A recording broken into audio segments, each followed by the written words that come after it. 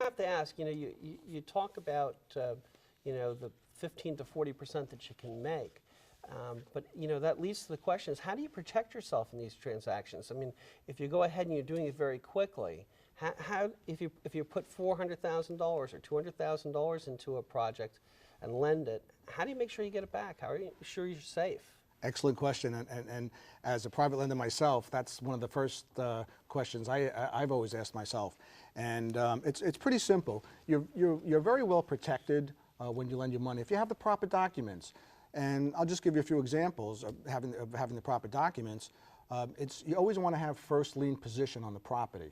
Okay, so there's nobody in front of you. You'll have a title search done on the property, make sure the title is clear on the property. You could also protect yourself with having a mortgage, and again, first lien mortgage, and you'll have a mortgage note. Mortgage note basically explains what the terms of the mortgage is.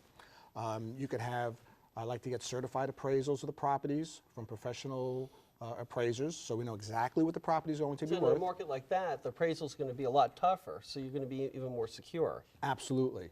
And again, I use a simple formula to get not only my investment, but also the real estate investor's investment. So in other words, I want to make sure that that investor is going to make money in the property before I go and lend my money.